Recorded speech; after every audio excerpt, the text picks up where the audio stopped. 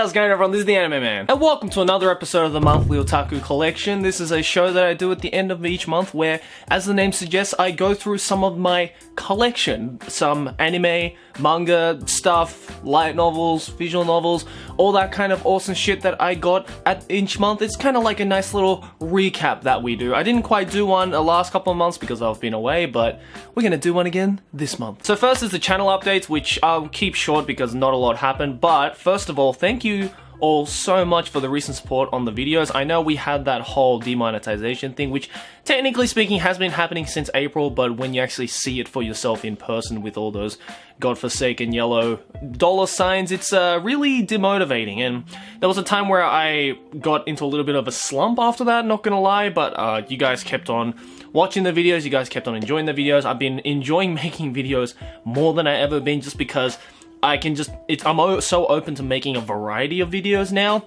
which I haven't really been able to do like properly for the over 4 years that I've been doing YouTube. So thank you all so much, and there are a lot of fucking more awesome stuff that I have coming up. But as you're seeing this video, I'm not actually here in Japan. I'm actually back home over in Australia because I'm celebrating my 23rd birthday, and we had an early birthday stream about a week ago, or maybe 2 weeks ago as of the uploading of this video, and we got a lot of support on that as well. So thank you to every single one of you who came along. But yeah, right now I'm kind of in Australia, spending time with my family, spending time with Aki as well, because it's the first time Aki is in Australia. I don't know if I'm gonna vlog it per se, but there is gonna be probably a lot of pictures on either Twitter or Instagram, you know, all my social media stuff, so links to all of that on the screen and in the description. But let's get to the actual otaku collection as per the title of this series, and today I mainly have 3 manga series that I would like to show you guys. One of them is just really fucking wicked and cool. One of them is very down to earth, but still pretty genius.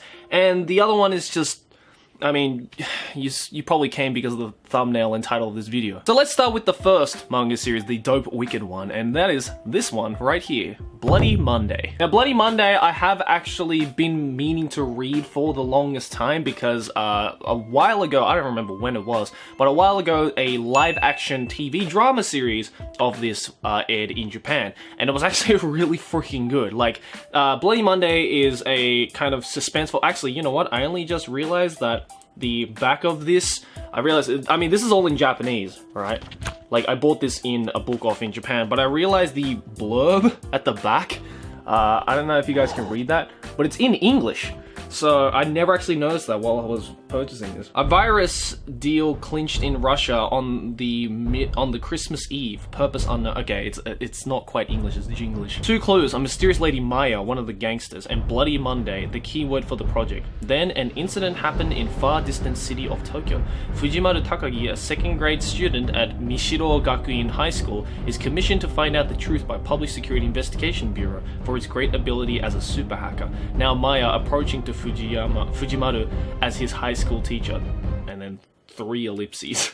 I guess they thought that it would have been like cool to make the blurb into English rather than actually just making the blurb in Japanese. Yeah, because the blurb, like the actual blurb in Japanese, is inside here. What do I think of Bloody Monday so far? I have the first. Okay, I don't know where Volume 2 is, but I have 1, 3, and 4. Volume 2 is somewhere in the other room. I thought I brought it, but never mind. Bloody Monday is fucking awesome. I have a very, it has a very strong Death Note vibe to it, in all honesty, and like I know how many of you guys fucking love Death Note, and I'm sure there are a lot of people who actually kind of slumped down from the recent Death Note live action, which I did a video on as well if you want to check that out, links in the description. So honestly, if you love Death Note and that kind of like, you know, smart mystery horror drama kind of series, then Bloody Monday is really far up there. I mean, the main character is much like Light in the same way that instead of he's a super genius high school student, he's a super well-known hacker, and he's trying to figure out the secret to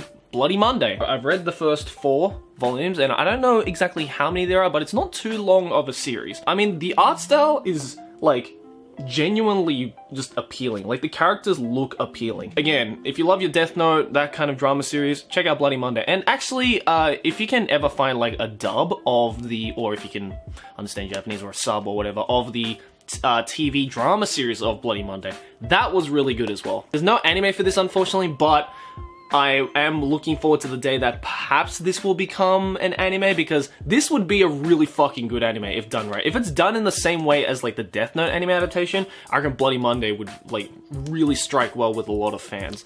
So yeah, go check it out. Wait, never mind, I just found volume 2. It was sitting in the pile, damn it. Next manga, which is the more like nothing really happens but it's still perfectly genius, was a manga series that I actually wanted to dedicate an entire video to. And I might dedicate an entire video to it, but unfortunately didn't have a lot of time to actually write something up or, you know, come up with something smart enough to say about this series. But it is a manga that if you have heard of it, then you'll fucking love it, because I think this is a manga series that, regardless of, you know, not many people actually knowing the actual series, it is a series that a lot of people, I guess, on my anime list have rated really high. Because if you look at the top 100 anime series, or manga series rather, because it's a manga, on my anime list, it's pretty high up there, which I was very, very surprised about. And I read it myself because I had heard from a lot of my Japanese friends that this series is fucking awesome. And I asked, what's it about? And they're like, nothing. It's about nothing. So I read it, and guess what? It really is about nothing, but it's still fucking charming and beautiful, and it is Yotsuba. A lot of people call it Yotsuba but it's Yotsuba. I'm sure you've seen this cover if you've never read it before.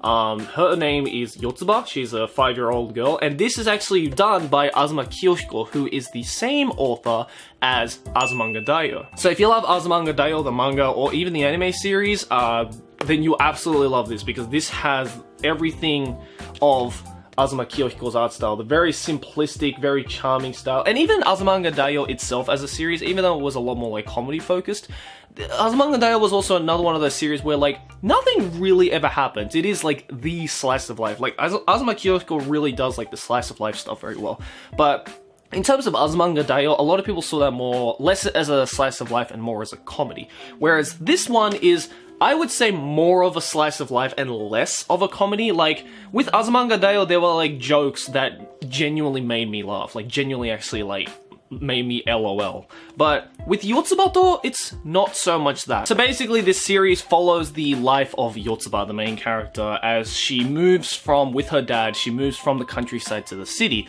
And so Yotsuba is this 5-year-old girl who really has no understanding of the modern life, because she was born and raised in the countryside. So moving to the city, she's like full of curiosity. She's like, oh, what's that? What's that? What's that? And so it really, reading it as an adult, it really, I guess, makes you look at Yotsuba as this almost like it's your own daughter. Like, if you have like a younger cousin who is like around 5 or 6 years old and you're really close with him or her, like, you kind of look at them in this kind of like forgiving way. Like, even if they don't exactly know what it is, you're like, well, they're only young, so it's only natural that they're curious. And their actual curiosity and the level of curiosity and energy makes a lot of people just, you know, look and be like, oh, that's so cute. And Yotsuba is pretty much that feeling put into a manga series. It is so just charming and wonderful. It's like, you can't hate any of the characters, and you can't hate any of the situations. Azuma Kiyohiko doesn't usually use a lot of like backtones. He usually just keeps it white. But I think that kind of simplistic art style and everything is the charm to this series. I think it's what makes a lot of people really enjoy this series. And again, I've wanted to do a video on this because I just haven't really heard a lot of people talking about it, and a lot of people really analyzing why it's great. I might do it maybe one day if I have enough time and if you guys want me to do it, so I guess let me know in the comments below. Like, I have my own reasons why I think Yotsuba is so simply genius, but I really want to know like what other people think. And the good thing is, actually, with the Yotsuba manga series and all these other light novel series, is that Bookwalker right now is doing a slice of life sale where they're putting on sale a bunch of slice of life manga, and Yotsuba just happens to be one of them. So if you go to the link in the description below, then you can check out the list of the manga series and, you know, slice of life series that are on sale. Maybe go grab a copy of Yotsuba, and you can even use my coupon code, TheAnimeMan, to get 500 yen or $5 off of your purchase. So you'll be able to get it for cheap. And trust me, not a lot happens. I'm just putting this out right now. Nothing really happens in this manga, but there is a reason why it's so highly rated and so critically acclaimed from reviewers and just regular manga readers. So I would highly, highly recommend this series. If you love your slice of life series, if you love your like really heartwarming comedy series, you're gonna fall in love with this one. And last but certainly not least is, I actually picked this up. I've known about it for the longest time, but I never really talked about it, and I actually recently picked up both volumes of the manga series in a bookstore just yesterday, actually. When it came out, when they announced it earlier this year, it kind of became this like wildfire meme. Like, no one's really talking about it now, but it became this like spontaneous meme where everyone was like, what the fuck is that? That looks so strange and so creepy, but it looks so good. And it is Pop-de-Pipiku. And I mean, what can I say that hasn't already been said? I mean, there were a bunch of articles that talked about this. I'm gonna say this right now. This is easily one of the most strange and surreal comedy manga I have ever read. Like, I thought Nichijou was weird, and I thought like Sakamoto Desuga got surreal at times. This is on a whole other level. Like, this is on a level where like the author, Okawa Bukubu is his name, all the jokes that he writes within this series is all personal. Like, there are a lot of jokes actually in this series where he's actually said in online interviews where there are actually a lot of jokes in this series that he only expects him to get. It's literally, he's just brought out his own personality into this very strange manga. And I mean, there are a lot of times where like, you know, he makes fun of himself, he makes fun of other series, he makes fun of a lot of like societal stuff that's happening. He even makes fun of YouTubers. Like, I've seen in here, like there are times where like he makes fun of, you know, Hikakin, who's like one of the biggest Japanese YouTubers right now. He makes fun of just YouTubers in general. He makes fun of, you know, people who do selfies, you know, in public. He makes fun of people who say certain shit in Japan, who makes fun of people who do certain shit in Japan. And it's just, his entire persona has been transformed into these strange characters. It is a yonkoma manga, or a 4-panel manga, as you can see.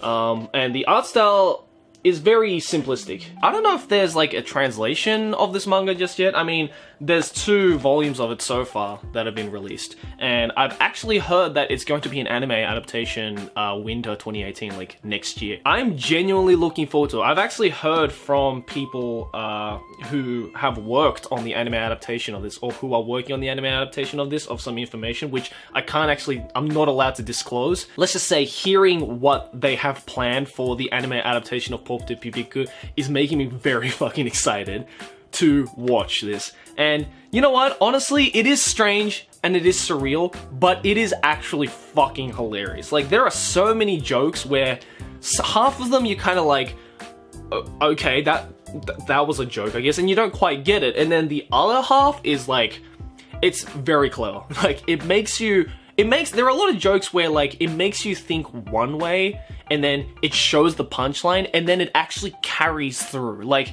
usually with the 4-panel manga, it's like, here's the setup, here's the you know, whatever, and then boom, the last panel is usually the punchline or the joke.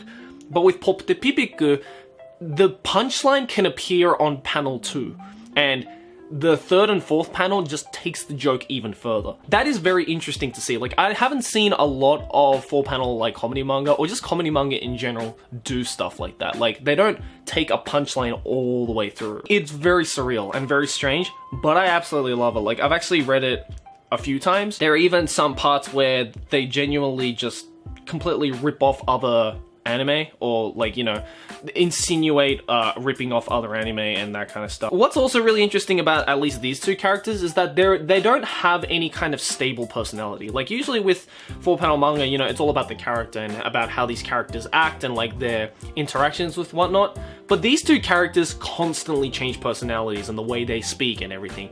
So it's like, I can clearly tell that the author of this really genuinely has 0 fucks about what people think about this and whether people think he's funny or not. Like, there are even like some chapters where he genuinely like calls out his haters and makes fun of them. It's really like cool to see that, like, you know, obviously a person who was kind of born and raised in the environment of the internet meme culture has made it into, like, this is internet meme culture, the manga. If you guys can find translations of it or whatnot, then I highly, highly recommend you go check it out. I actually will leave a link in the description to a website which is done by the same publishers of these guys, and a few of the chapters have been released online for, like, free to read, but they are in Japanese. Just be mindful of that. But if you can read it and understand it and like it, then hey, that's fucking awesome. And if you can't, then I would suggest you wait until the anime adaptation, because I am really looking forward to this anime adaptation. And yeah, that's pretty much it. Other than that, I bought a few light novel series, which I haven't actually read yet. I have a lot of big projects actually coming up in October. So many of them, like, there are two in, like, particular, which I am really, like, getting into, or actually 3 in particular, that I'm, like, super looking forward to, and I'm working really hard. 2 of them are a collab, and 1 is actually a project which isn't technically YouTube, it's something else, but will eventually, like, be put up on YouTube. So hopefully I'll be able to bring those into fruition. Like, hopefully I'll be able to show you guys what I have in the works, because again, I'm enjoying doing videos more than I have ever been, even with this apocalypse situation. The fact that you guys are even okay with me doing sponsorships, which are really fucking saving my ass right now until I get my Patreon going. I don't know, by the time this video comes out, I might have released my Patreon, I don't know yet. If not, it'll probably be sometime in October. I'm working on that as well, working on a lot of things, so I'm sorry if videos are late, and all that kind of stuff. You know, the traveling and everything is, you know, really taking up my time, but I'm just so glad that you guys are still here with me today. And you know what, fuck it, let's just end on that happy note.